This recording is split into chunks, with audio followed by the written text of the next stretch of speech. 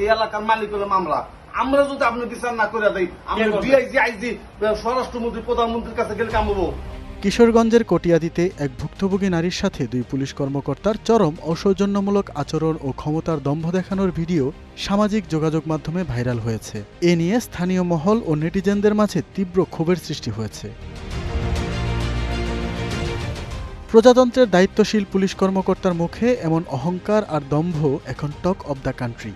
কিশোরগঞ্জের কটিয়াদীর বাট্টাহাওর পুলিশ তদন্ত কেন্দ্রের 2 এসআই রেজাউল করিম এবং সুভাষচন্দ্র বর্মনের এই উদ্ধত্যপূর্ণ আচরণ প্রশ্নবিদ্ধ করেছে পুরো পুলিশ প্রশাসনের ভাবমূর্তিকে।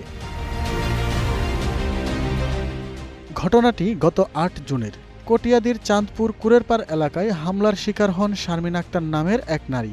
তাকে মারধর, বসতবাড়ি ভাঙচুর ও প্রাণনাশের হুমকি দেওয়ার অভিযোগে থানায় জিডি করেন তিনি। কিন্তু আইনি সুরক্ষার বদলে উল্টো তদন্তকারী কর্মকর্তাদের কাছেই তাকে মানসিক নির্যাতনের শিকার হতে হয়। ভুক্তভোগীর অভিযোগ, সাধারণ পোশাকে তদন্তে গিয়ে দুই কর্মকর্তা পায়ের উপর পা তুলে চরম অসম্মানজনক আচরণ করেন। এই এলাকার দেখাশোনা করে আমরা, এই এলাকার মালিক হলাম আমরা যদি আপনি বিচার না করে দেই, আমরা ডিআইজি আইজি স্বরাষ্ট্রমন্ত্রী প্রধানমন্ত্রীর কাছে গেলে কাম হবো।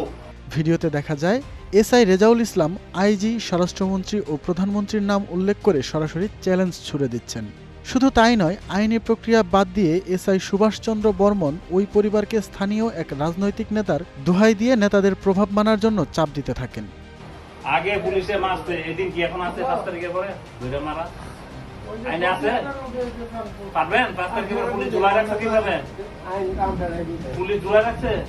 একজন ভুক্তভোগী যেখানে সরাসরি আইনি বিচার চাচ্ছেন, সেখানে তাকে রাজনৈতিক নেতাদের কাছে যাওয়ার পরামর্শ দেওয়া এবং দেশের সর্বোচ্চ মহলকে তুচ্ছ-তাচ্ছিল্য করা পুলিশের চরম অপেশাদারিত্বের বহিঃপ্রকাশ। এই ঘটনা সুষ্ঠু তদন্ত ও অভিযুক্ত কর্মকর্তাদের বিরুদ্ধে দ্রুত বিভাগীয় ব্যবস্থার দাবি ভুক্তভোগীদের।